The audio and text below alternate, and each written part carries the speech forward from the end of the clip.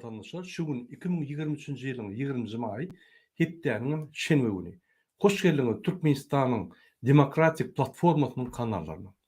Hormatly vatandaşlar, şu günkü gepleşimiň temasy Stambulda Farhat Durdiýew Türkiýe hökümeti tarapyndan bir kanun tutsok edildi. Ine gelin şu arada gurrun edelim, sebebi bir topar adamlar maňa jaň edip köp soralar berýär. Biz şunu ýanky ofitsialna resmi taýdan size düşündüresimiz gelýär. Ine düýün 19 may güni saat 20:00 bilen 21 aralygynda Farhat we Yunus bir maşgalada mihmançylykda bolup durka polis gelip, ýanky gardan eşikli polisler gelip bulary tutsak edýär 4 adamy. Bulary ýanky polis bölümine Vatan köçetindäki yerleşen polis bölümine eltýärler.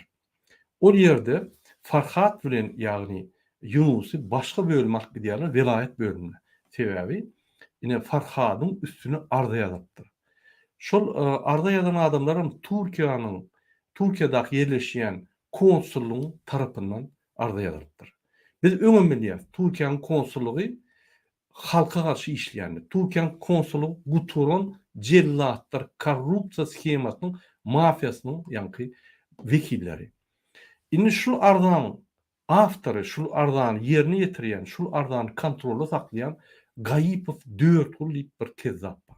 Biz ol barada ertir materiallary berer. Ine şol Gaýypow 4 ýyl diýen kezzap şol ýaly kezzapçylyk edip bütün Türkiýadaky konsullukdaky edilýän haramlyklaryň mafiýasyny ýol boşdy we Ankaradaky geçirýän ilçihanadaky haramlyklaryň ýol boşdy. Biz Gaýypow 4 ýylyň maşgalatyna haýyş edýär, ertirki efir serdiňde siziň äriňiz kimdigini tanap bilip goýun. Köçede barmak bilen size dürtüp durarlar. Şonuň kimdigini. Şonu götürüp bilseňiz, bileje ýaşaýan şoň bilen. Gelin bizim ýanky bolup geçen dağıtlar boýunça edýän beýannamyza gaýtyp gelelim. Ine şol Yunus bilen Farhady ýagny Stambulda velayet polis bölümine akdýarlar. Şo ýerde Yunusy goýberýärler. Ýöne Farhady wagtlaýynça derňe gidinçe ýagny üstüne arda bolan soň şunu oglany ýagny Tuzla diýen deport lagery geçirýärler. Farhat ýa-da Tuzla diýen deport lageryna. Ine şol ýerden muny velayet polis bölümine eltip käbä sorga çekýärler. Bu edilýän işiň ýanky awtory Gurbanuly Berdimuhammedow, onun eli ýagny 4 ýyl gaýyp şoň üstünden edilýär. Konsulluk bolsa ýanky prosedur hökmüne arda ýazyp görüşen bolýar. Gurbanuly Berdimuhammedowyň awraýyny gollap. Indi hormatly vatandaşlar, Farhat Meymankuliýew ýa-da halkda Farhat Durdiýew diýip tanalýan oglan, şol oglan özüniň halkara goraýyş ýanky statusy bar şoň. Международная защита. O limek näme? O limek ýanky Farhat Meymankuliýew bütün dünýäde şunun arkasynda halkara goraýyş sistemasy dur diýdi. Onuň statusynyň numary bar. Her kime berilen. Ine şol statusly oglan Farhat Meymankuliýew şol halkara goraýyş sistemasyny goragyny. Hakykatdan hem seretsek, ine şol Farhat Meymankuliýew Türkmenistana akitmeni, deport etmeni, o Türkmenleriň jygyrlykdaky edýän gürrüňleri boýunça şunu deport et bolan. Näme men size aýdaýyn, Türkiýede diýseňiz hem kanunlar işleýär. Elbetde Farhat Meymankuliýew jogapkärçilik çekmeli. Ýöne ol administrativ jogapkärçilik. Näme men administrativ jogapkärçilik diýen her bir seret geçer. Ine konsulluk her wagt aktivistleri, opozisýonýary, ekstremist, terrorist diýip günäkär edýär. Ýöne bütün dünýäde hiç ýerde entek utup gören ok, ýa şol adamlar getirip gören ok. Diňe diktator döwletler, Rossiýa ýaly döwletlerde ýanky ogurlak gaýdýar. Gizlin, hiç kim bilmesin ýaly. Ine şu Farhat Durdiýew ogurlajak bolýarlar bir kanun ýöne biz ona ýol bermez. hemme aktivistler galar da şunu media yani halkary gurumlaryna hemme de aýdyp geçer. Egerde Türk hökümeti şonu edäýse, gizliyin. Onunla Türk hökümeti gaty uly skandallary eýe bolar. Halkara gurumlarda, halkara meydançada ve her wagt dürtüp durarlar. Şonuň üçin Türk hökümeti bir Farhat Durdiýew ýa başga biri üçin gurbanlygyň aýdanyny edip öz bir näçe ýyldan bäri galanyp gelýän awaryny ýykmaz. Indi ýene de üns berelim. Farhat Durdiýew ýanky muny giýje derli agşam 20:00-dan 20:00 aralykda ýanky Grazdan eşikli polisler gelip eline naruşyny gıydyryp ýanky şu 4 adamy akdiýarlar. Näçindir? Ýani konsulun ardasy bar. Indi şu ýerde olaň esas maksady Farhat Durdiýew ýani saklap şonu dirňemeli. Şol bolan näme etdi? Şol bolan näme edýär? Kanun bozdum, bozmadymy? Elbette Farhat Durdiýew administrativ kanunlary bozdy. Elbette Farhat Durdiýew öz çykyşlaryna ýanky medeniýetsiz söýüp bir topar eneli ejelere ýetdi. Ýöne onu yeten adamlary ýagny suwda çekip şonu suwda berip we öz awraýyny gorumaly. Oňa polisleriň işi bolmaly, oňa Türk hökümetiniň işi bolmaly. Ine şu ýerde kimde kim halkara goraýjy sistemaň tarapyndan goralýan bolsa, onu tutsak etmäne haky ýok. Bäde ikinji ýanky bozulan kanun, men näme bir kanun tarapyndan saklanyny Farhat Durdiýew diýenim. Birinji, onuň statusy onu saklamana ýanky mümkinçilik berenok. Ol jenaýat iş edenok, hiç kim öldürenok, narkotik satanok ýa-da bir maşençilik edenok, onuň üçin onu saklap bolanok. Jenaýat iş ýok. Administrativny iş bar. Administrativ işe saklamayan adamları çağırılıyor, pretensiya veriliyor. Şoňa prokuror ýanky arda prokuror suwda kadyete ýanky iş tapşyrýar. Ol azat ýagdaýda gelip kadyetde öz administrativ ýanky jenaýatyny etmedigini suwda etmeli we şoňa tutarýar. Şoň üçin birinji eýem kanunlar bozuldy. İkinji kanun ikinji ýagdaý näme bozuldy diýsek, ine üns berim. Farhat Durdiýew ýagny Meyman Kuliýew deportasyon lagery akitdiler. Oň şu ýerde bolmanyň haky ýok, hiç ýyly. Sebebi şuň kunny ýadyňyzda bolsa 1 awgustda 2020-nji ýylda biz protest geçirdik. Şu geçirilen İstanbullak protestde Farhat Meyman Kuliýew alıp adamlar konsulstanyň içine salyp vurdular. Şu ýerden biz halat etdik, ýagny öýe çykdy, biz onsoň hem ýerde jar edip şonu ýanky ýygnamasynlar diýip mediada aýtdyk. Farhat Durdiýew bilen biz aktivistler arda ýazdyk. Ol ardan firdiliş möhleti 5 ýyl. Ol arda firdilip durundak. Mustanman her saýlawlar çalyşdy, gaty çalt ýagdaýda firdiler.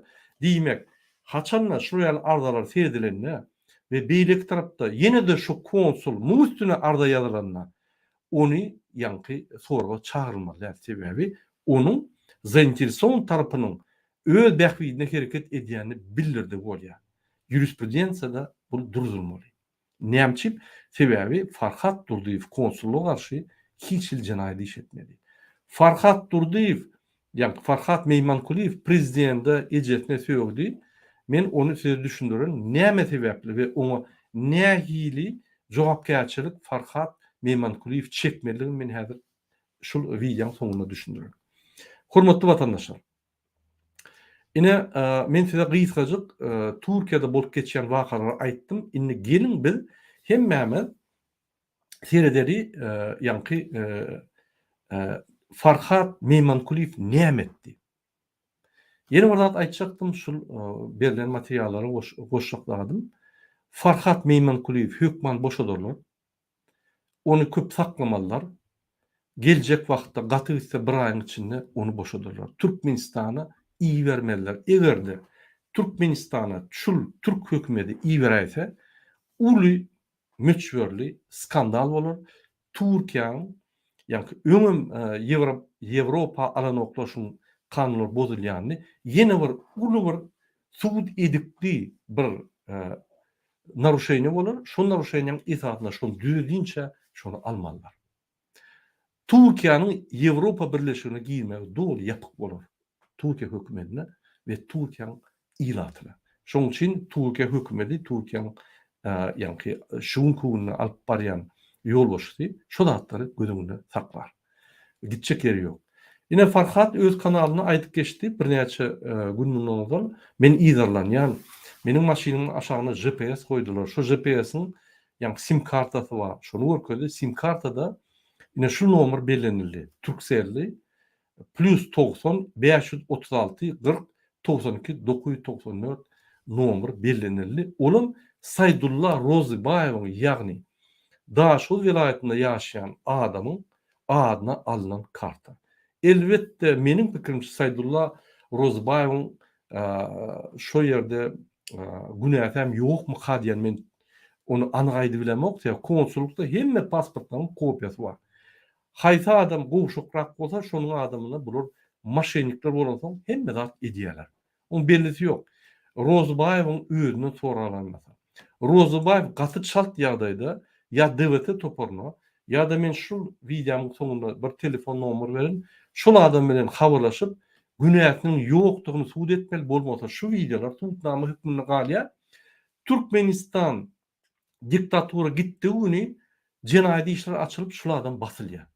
Şoň üçin häzirki maşenniklere ynanyp ýa-ni bir günä bolsa şonu suwd etmeli. Egerde bir günä bolmaýan bolsa şolara ynanyp ýalňyşlaryny jaň edip halka düşündirmeli. Bolmasa şulardan hökman suratda gurban bolýar jenaýat eder. Ýadyňyzda bolsa Sadyk Kargov bady.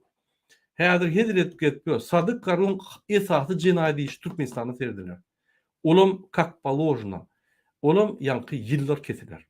Ene men size konstitusiýanyň garant hökmünde konstitusiýany işledici adam hökmünde aýdýan. Konstitusiýanyň garanty her bir Türkmenistanyň grajdany. Biz şonu garantiýa bermeli. Prezident garantiýa berbilenok. Şoň üçin her adam şonuň garantiýasyny bermeli. Ine biz uly hereketiň ýolbaşçysy bolansoň, ine men bolansoň, Türkmenistan diktatory ýeňdirmez, täze azat saýlawry geçirdirmez. Biz haýty edip de bolsaň birinji öňe şol haklar talap ederiz. Şu bir güne kösünün adamlaryň haklaryny gorar ýaly we şu ýaly jenaýat aktivistler arasynda jenaýat iş eden adamlary we beýle adamlara jenaýat iş eden adamlary jenaýata çeker ýaly. Hormatly watandaşlar, häzir Farhadyň ýagdaýy sorag ýyda gidip dur. Rasledowaniýa diýilýär o. Ýa-ni deriňe. Şu deriňiň netijesi nesip bolsa belli bolar. Elbette polisiň içinde bir topory Farhady gorlaýar, berekelli diýär, halky gorýan diýip bir toparam muny ýa-ni basjak bolýar. Elbette ol normal. Ýöne Farhady basmak ya deport etmek üçün hiç çili asnavani, hiç çili ýa-ni suwtnama ýok. Şoň üçin konsulluk görüşür, konsulluk ine maňa arşam ýazdy men deport et goýdy, ýöne hiç hat edilen. Onu depordan Türk hökümeti şul maşenniklere ynanyp, ýa-ni gözüňde tutdy. Türk hökümeti özüni gordy. Tebe Gurbanow gelip protestler geçirir. Bir topor halkyň içinde ýa-ni problemalar dörer. Türk hökümetini, Türk halkyna hop döredýär diýip maňa wizany aýyrdylar. Wiza derler, ýa-ni gadagan etdiler. Türkiýe girmeli. Türk hökümetiniň haky bar, dol haky bar onu etmeli. Onun için men şuň kunna ýa-ni Türk hökümetini suwda berdim we suwdy işler kadet işler gidip dur Türkiýede. Onun netijesini görürüz. Indi men ýene bir zat aýtjak bolýan, gelin bir zat serdiň, şu zat sertmäkak, ýa-ni Farhat Meymankuliýewiň işine sertmäkak maňa bir adam jaň etdi. Bizim bir aktivistimiz. Şeýle sorag berdi. Murad, men Farhady golajak ýöne egerde ol ekstremizm edýän bolsa, onu men golap biljek gel.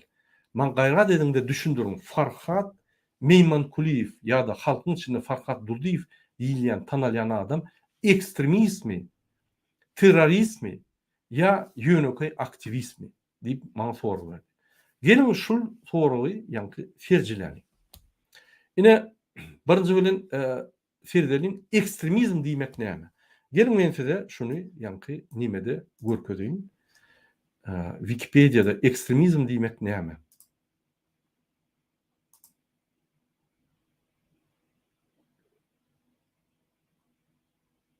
Barmı vatandaşlar?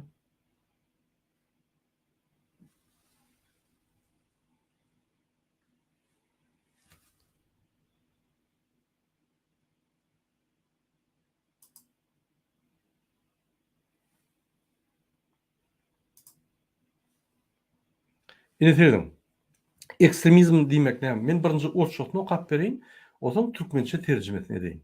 Ine Wikipedia'da näme ýazylýar? Экстремизм приверженность крайним и радикальным взглядам, методам действия. Обычно в политике.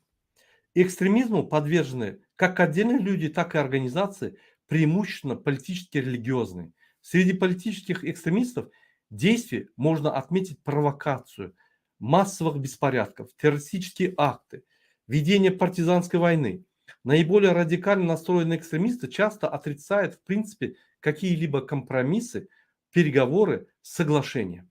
Росту экстремизма обычно способствуют социально-экономические кризисы, резкое падение жизненного уровня основной массы населения, тоталитарные политические режимы с подавлением властями оппозиции, преследованием инакомыслия, внешней интервенции. В таких ситуациях крайние меры могут стать для некоторых лиц и организаций единственным возможным к действию методом повлиять на ситуацию. Особенно если складывается революционная ситуация или государство охвачено длительной гражданской войной.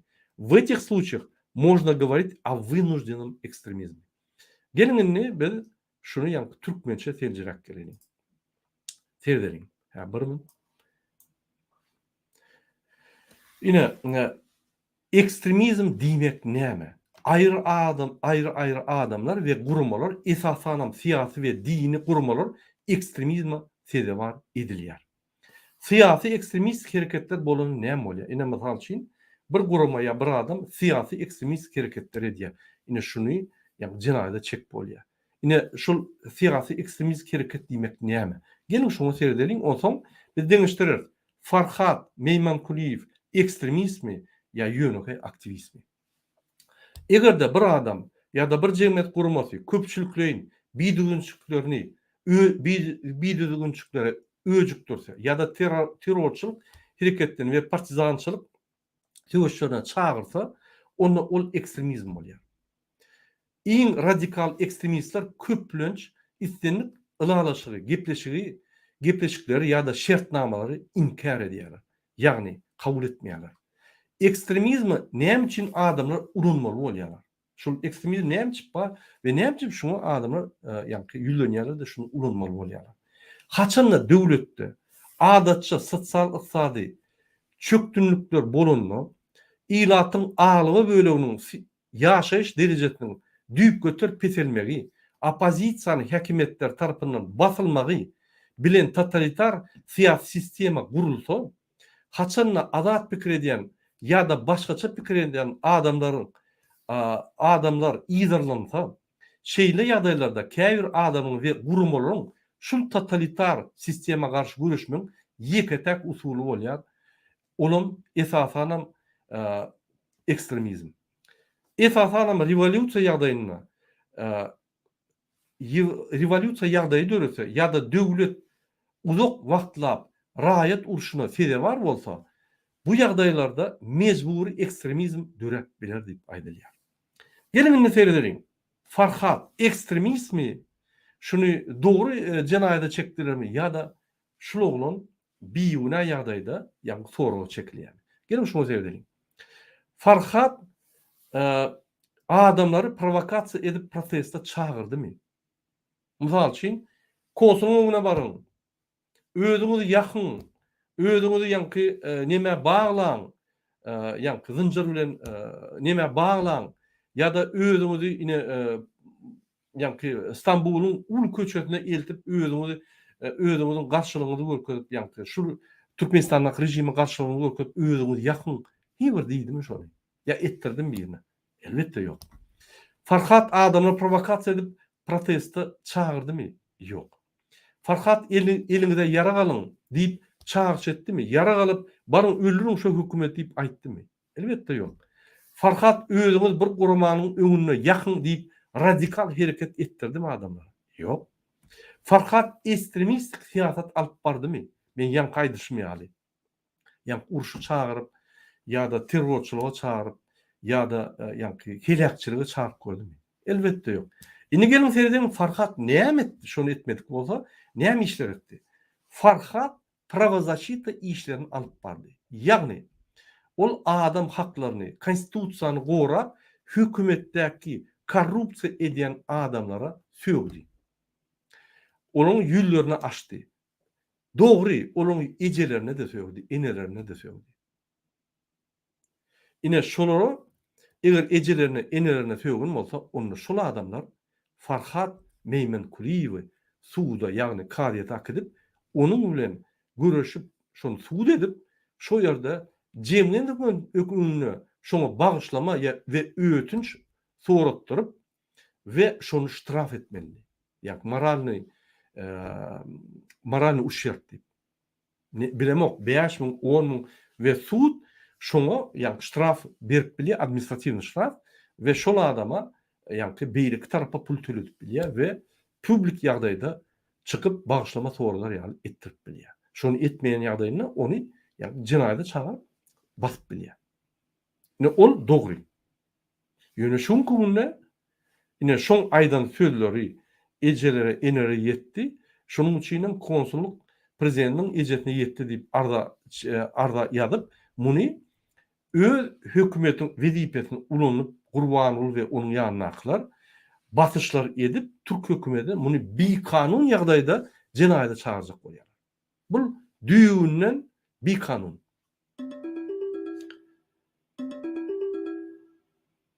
Başlan, men her wagt efirlerinden biri jaňa diýär. Täme maňa her wagt jaňlar gelýär.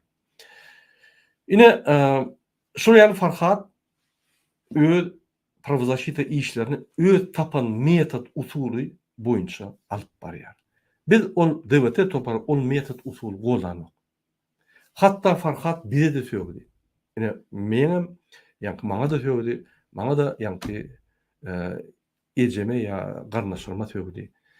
Men onu başlamak aýratyn jogapkärçilige çağıran ýöne şu günde men şuňa ýa-ki siýasy sowgatsızlyk diýip pikir edýän şol oglanyň. Ýüregi bilen göreşe ýöne siýasy sowgatsızlygy var. Käbir zatlar gödük ýagdaýda alyp barýar. Ine şoňa men ýa-ki muňa kän gidişemek we kän üns beremek. Dogry aýtsam. Diňe göreşýän üçin. Biz onu golamzok. Şol ýa medeniýetsiz özüni alyp barýany men efirlerinde da aýtdym, efirine baryp aýtdym. Men golamak bu zatlar diýip. Men golamak haçan sen biriniň ejetine ýeteninde. Men golamak ýa DWT topar golamak haçan sen prezidentiň ejetine ýeteninde. Näme dogry? Biz prezidentiň ejetine garşy görüşýändik. Biz prezidentiň özüne garşy görüşýär. Biz Gurbanoğlu bütün halkallap özüne milli lider at goýup bizim baýlyklarymyzy uğurlap konstitusiýany bölüp konstitusiýanyň üstüne tat edip ýören adama garşy görüşýär. Zuluma garşy. Biz hakykaty gorýar. Biz konstitusiýany gorýar. Gurbanyň ejetiniň ona dahly ýok. Şoň üçin biz Gurbanoğluň ejetine görüşemdik. Şoň üçin Farhatyň Gurbanoğluň ejetine diýen zady meniň pikirimçe we bir topar aktivistleriň pikiri boýunça ýalňyş. Men näme şu zatlar seljerip size aýdýan. Biz şu urda görüşmeliler. Bu ýalňyş görüş. Biz kanuny ýapyşyp, ýa-ki kanun tarapyna görüşmelilik. Eger Farhat Meýmenkuliýew ejelere ýetmän öz işini alyp baran bolsa, mundan beter agry alyp bize bolar.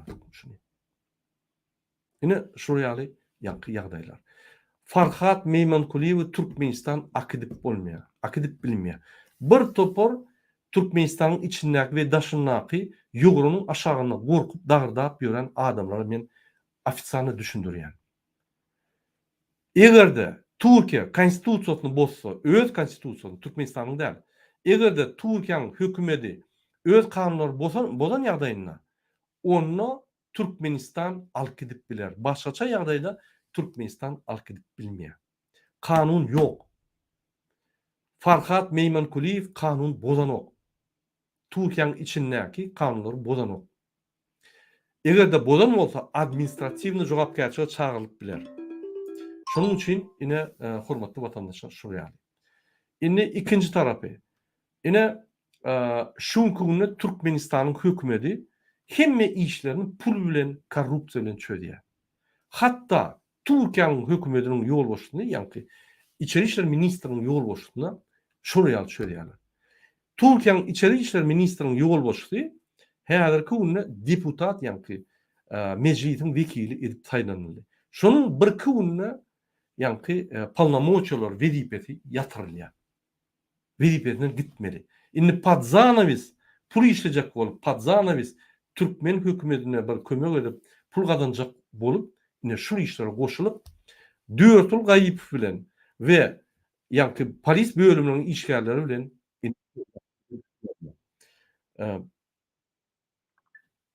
başlaň ine bana ine şuraya ýazjak edilýär. Efir edemde näme sebäpli ýöne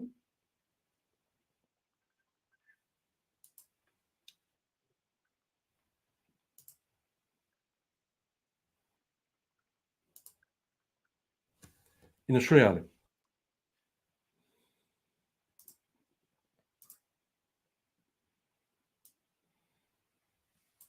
Ine şu ýaly ýagdaýlar bar, hormatly watandaşlar. Şonuň üçin Serdar pardon, Farhat Durduliyev ýa-da Farhat Meymankuliyew üçin alyd etmän. Ol kanun bozanok. Farhat Meymankuliyew boşadylar we adatlara çykar. Onun wagty 3 gün 1 ay ine şol aralykda. DWT topary aktivistler Farhat Meymankuliyew üçin görüşer we egerde Bidenyň ýanyna barmalan bolsa biz bararys ýöne Farhat Meymankuliyew Türkmenistana iýertmez. Şoň üçin siz nimetmäň ine bir topar adamlar Farhady gollap jaň edýärler, biz gollajak diýerler, berekella diýen. Bizim halkymyz bizi görüşme gollamasa bizi ýeňip bilmeýär. Menim umajýanym. Biz sizin üçin görüşýär.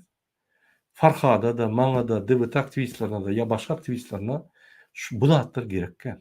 Özümizi riske goýup, kösenip, bir topar polisiýanyň öňünde durup, ýani gidişip, hökümet bilen gidişip, bizem tirýaly edilýär. Korrupsiýa edip gapdalyna, ýani gülýarçak ýaşap bilýär. Ýöne biz onu etmän, Türkmenistan düzedip, Türkmenistan düzedip, diňe halkymyzy öňe östürer ýaly ine hereketler etmek üçin öňe çykdyk.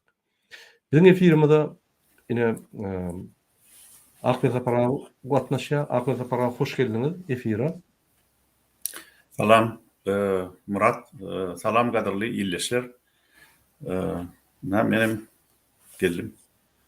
Töwereme. Men häzir awa biz häzir Zoom däl, biz häzir ýa gepleşip geçirip otyrys. Onsoň şunu men gepleşim bu torandan soň biz Zoom protest etjek bolýar. Şoň üçin men hemme aktivistler çağırýan we ýönekay adamlary kim Zoom protestde gatnaşjak bolsa, Farhat Meymankuliyew gollaw protesti boljak häzir Zoom'da, ýagny açyk efirde kim gatnaşjak bolsa bizim bilen goşulyp bilersiňiz. Ine ýeni bir anons etjek bolýan hormatly watandaşlar. Egerde Farhada maddi kömek etjek bolsaňyz, Farhadyň adwokaty işläp dur. Farhadyň adwokatyna pul tölemeli. Bir bölegin tölenli, ine beýlek böleg gal. Eger kim maddi kömek etjek bolsa, ine men telefon berýän Bahtiýar diýip Farhadyň ýanyna ulanmady, ýadyňyzda bolýan bolsa, şoň telefony +90 537 252 2900. Ýene bir gede aýdýan Bahtiýar telefony +90 537 252 2900. Hormatly watandaşlar, şu gün ýerden men Yunus bilen görüşdim, Farhadyň toparynyň adamy. Şol bizden haýyş etdi, aktivistlerden Farhady çykarmana kömek edin, mass medialarda ýa görüş alyp baryň diýip. Ine şol sebäpli biz çykyp ine hem aktivistler öýlenýär, sizem goşulyň, Zoom protest edeli, challenge'ler bolar. Biz Farhat çykynça ýöne çykyşlar edip durur. Ine bizim saytymyz var. Türkmenistanyň halk prezidentiniň saýty var. Şo ýerde bir topar ýanky kolonkalar var, DBT kolonkasy, beýle kolonkasy, ýanky gyzgyn material kolonkasy. Şo ýerde siz izarlap bilersiňiz Farhat Meýmankuliýewiň ýagdaýy boýunça. Bagşlaň maňa jaňa diýe, ýene aldygyna jaňa diýe gynansak da men jogap.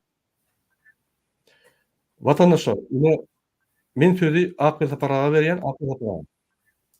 Aýtjak goýjaňyz adyňyz bolsa, ine Farhat Meýmankuliýew boýunça siz aýdýar. Indi şun ýerlen geldi de habar maňa. Şo videony beripdirler. Daň bilen geldi şo habar mümkin düýün alınandyr ol. Onuň şo polis bölümine şo Farhadyň eli daňyly eger nimetmedik bolsam, ýalňyş görmedik bolsam, şo videoda elinden neme wagtda gandal bardy şo. Dynjyr bardy. Onuň gatwyr ýerbet görnüşde bir adam, erkin gezip beren adam Türkiýede birden amynha eli dynjyrly. Polis bölümünden Farhat tutulypdyr, ölde paraga diýip şeýle habar berdiler.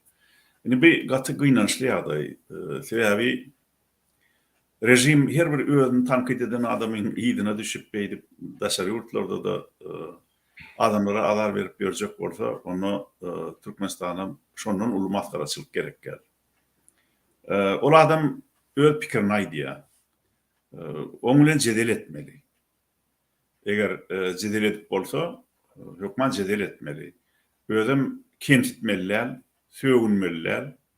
Aýratynam hapa-paýyş sögünmeliler. Ýöne adamlar bir-biri bilen deň derejede jedel etmeli, bir-biriniň hormatyny saklap. Ana şolar ýallatlary öwrensek biz umumy adam zat gymmatlyklaryna degişli şol birek-birek mertebetini kemsitmeden jedel etmegi, pikir alşmagy, çekişmegi öwrensek bizim hemmemiz üçin öz ýurdumyzyň, döwletimiziň geljegi üçin gören peýdaly. Indi Farhat barada aýtsak, ol rejimi tankitlanna, adamlaryň agyryan ýerleri hakyna gurrun berenine faktlara dayanýar. Yani ben şunu yapayım.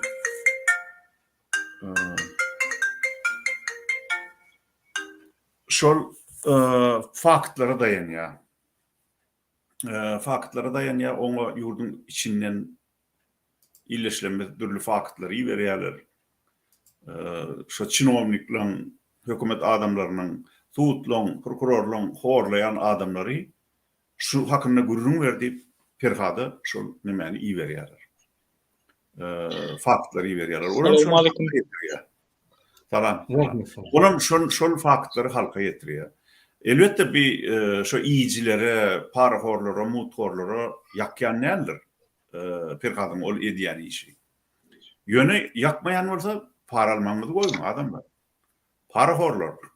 Şo diýilýän ady halamaýan bolsaňyz, diýmek şol gowdat dälini özüňden bilýäňiz. Ýeruýsy şol öýüňizi şo para ýykar. Ýurda ýykdyňyz öýüňizden ýykar.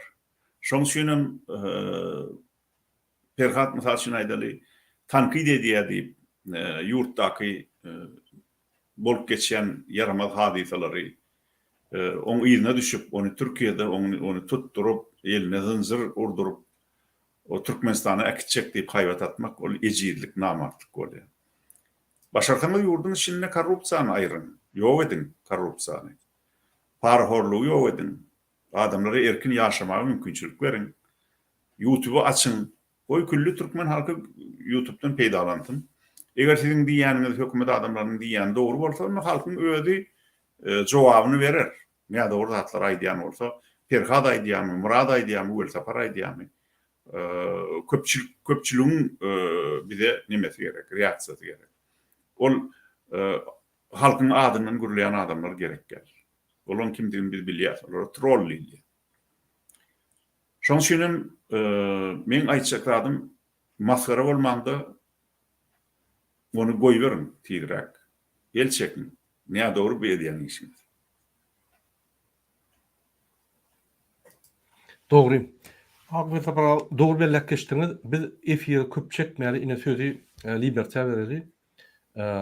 Abdullah sizin aýtjak goýçaklaryňyz bolsa ine şuň biz Farhady gollamak üçin we halkymyza bolup geçýän wakalary jikme-jik düşündirmek üçin çykyş edýär.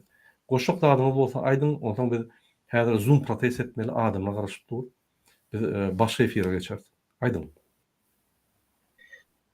Menem Farhat Durdiýewi goldaýan, onuň bir kanun tutsak edilmegine garşy Farhat Durdiýew halkymyz üçin kän işler etdi. Käbir hereketlerini menem goldamak ýöne umumyň goldaýan. Tamam. Okey. Tamam. Ine bizim efirimizde Nurcan apal gatnaşýar, pardon, geldi. Nurcan, salamu alaykum, hoş geldiňiz. Salam. Efir gidip durmu? Efir gidip dur. Bu Zoom protestler, bu efir. Şu ýerde biz ýagny Farhat Durdiýew barada maglumatlary berdik we şonu gollamak üçin ine çykyş edip dur. Biz köpe gidibiljekler we häzir Zoom'da bir topar aktivistler garaşýar we o ýerde biz ýa-ni Zoom protest etmeli bolýar. Aýdyljak zadyňyzy, aýtjak zadyňyzy, goşjak zadyňyzy ine biz Farhady gollap, ine men Akbel Sapara we Abdullah öz sözlerini aýtdy. Sizem gollajak bolsaňyz aýdaýyn. Men Zoom'da doполнение daýyn. Bunu hormatly vatandaşlar, men ýene orada haýyş edýän, men size telefon nomeryny bereýin. Bahtiýar diýip Farhadyň ýanyna käwagt görnýän oglan bar. Ine şoň telefon nomery +90 537 252 2900. Kim maddi kömek etjek bolsa, ýa öz gollagyny berjek bolsa, göni şoňa ýa-ni Bahtiýara jaň edip şonu gollap bilersiňiz. Farhada yetiştirir, ýa-ni habarlary. Başga da bir aýtjaklarym, biz häzir Zoom protest eder, Farhady gollap, egerde kim goşuljak bolsa, ine döwlete çadyna geltinne şo ýerden haýyş etdim, maňa da sylky berin, menem gatnaşjak diýip. Bizim administratorlarymyz size sylky iberer de sizi gatnaşdyrar, ýa-ni gollap Zoom protest. Hormatly vatandaşlar, Farhady şuň tutarlar, ýeti men tutarlar, birini Akbel Saparagyny tutarlar, onu Abdullah'yny tutarlar. Wagtlaýynça, ýa-ni iş derňelençe saklanýar, biz onu boyun alýar. Onun üçin tulunmalar w рабочем порядке diýişýärdi. Ýa-ni iş wagty bilen, iş ýa-ni ugru bilen biz adamlar hem boşadyk, hem görüşi dowam eder. Onun üçin tulunmalar sebäbi Türkmenistanyň içinde kanunlar işlenýär. Ýöne şu dünýäniň köp döwletlerinde kanunlar işleýändir. Şoň üçin özüň gorap bolýar. Farhadam özüni gorar, ýanyna ýa-ni международный advokat bar. Advokat birinci momentdan bäri işläp durýar. Biz kontrolda saklap durup meseleleri. Şoň üçin sizden bir haýyş, ýa maddi kömek edýäňiz, ýa da video ýapýaňyz, bollu videosyny ine Abdullah iwet bilýäňiz, liberty. Ýagny şo ýerde siz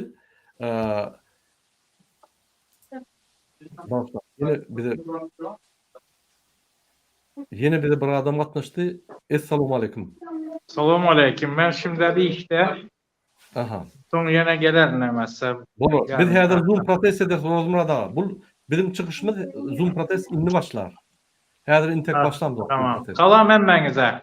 Tamam, ben onda 15-20 minuttan gelerim öýeden. Bolur. Tamam, beni çıkar, ben nähili çıkmalygymy bilmiyorum.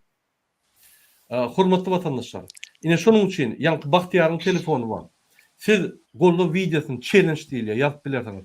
Men Farhat Meymenkuliýew gollayan bir kanun tuturly we Türk hökümetinden talap edýän kanun esasında şu adamy goýbere ýaly diýip bilersiňiz we beýleki ýoldaşlaryma, ýagny watandaşlaryma haýyş edýän men ýaly video edin diýip aýdyp bilersiňiz. Ine şol videony edeniňizde ýa-da yüzüňizi gököjekkä bolsaňyz bir ssenka ýa bir suraty görkezin yüzüňizi ýöne sözlerini aýdyp ine libertya administrativ döwlete çadyna habar tutsaňyz, ine Abdullah iýerip bilersiňiz. Hormatly watandaşlar, ine şunun bilen biz gepleşýärmiz bu torýat, häzir biz Zoom protest ederiz. Goşulyň, kommentariýa ýazyň, paylaşyň videolara, like koyun teber şu videoları yayramaly ve bütün dünya görmeli şu zatları. Bütün dünya görmeli, Türk halkı görmeli. Türkmenistanları nähili Türk hökümeti ezýänni. Türk hökümeti ýalňyşyp zulüm gollaýanny Türk ilaty görmeli. Şoň üçin biz şu videoları yapýarys. Başga da aýtjaklarymyz barmy? Hormatly watandaşlar, bolmasa şu efir yapıp Zoom proteste geçelim. Ya bollyny geçeliň Zoom'a adamlar garaşdyrma. Onda sağ olun, hormatly watandaşlar, hemmeňize jan sağlyk ve inlik ýepleşik berýärler.